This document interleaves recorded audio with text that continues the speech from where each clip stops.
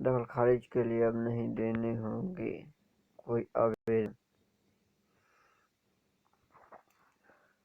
अब रजिस्ट्रेशन के साथ साथ ही खुद हो जाएगी म्यूटेशन।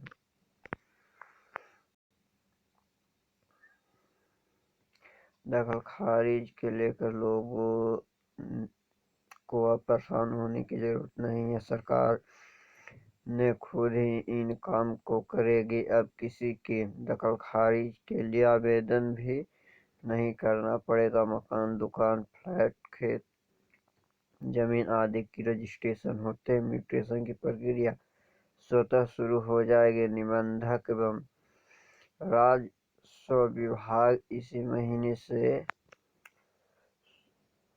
सुमोटो म्यूटेशन की व्यवस्था शुरू करने जा रही है। यह ही नहीं, अंचल या अनधिकारी अब पहले के आवेदन को लटका कर बाद वाले डिस्पोजल नहीं कर पाएंगे। जिसके रजिस्ट्री पहले, उनका म्यूटेशन भी पहले करना होगा। हालांकि पुराने दस्तावेज के म्यूटेशन के लिए ऑनलाइन की सुविधा वर्तमान की तहत जारी रहेगी। राजस्व अधिकारियों को झोले में राजस्व का दस्तावेज नहीं रहते हैं। दस्तावेज ऑनलाइन कर दिए गए हैं। म्यूटेशन का हाल 1.5 लाख म्यूटेशन के प्रतिमाह आवेदन।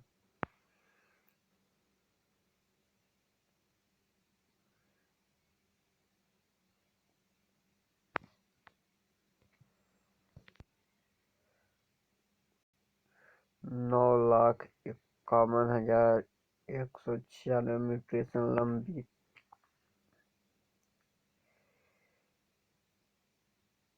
31,025 परिमाण पोर्टल पर स्वीकृत के 1.15 लाख करोड़ों हैंडिंग रसीद सालाना।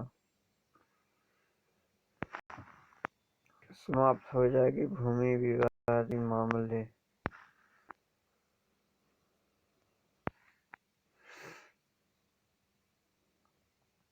भूमि विवाद के जड़ को खत्म करने के लिए राज्य सरकार ने बड़े कदम उठाया है।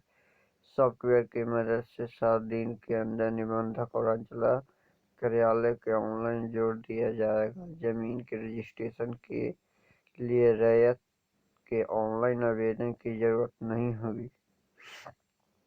जमीन की रजिस्ट्रेशन होते ही दस्तावेज PDF फॉर्मेट में अंचलाधिकारी के लॉगिन में चला जाएगा। CO तुरंत ही म्यूटेशन की प्रक्रिया शुरू कर देगी। अपर प्रमुख सचिव राजस्व विवेक कुमार सिंह और निबंधक विभाग के ACS अमीर सुहानी को मुख्य सचिव दीपक कुमार इसकी रिपोर्ट दे दी है।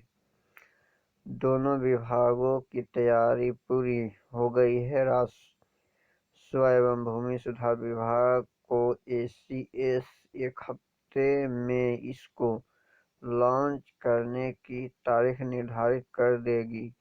1 माह के अंदर यह सुविधा बिहार के लोगों को मिलने लगेगी। अभी लोगों को म्यूटेशन के लिए रजिस्ट्री कराने के बाद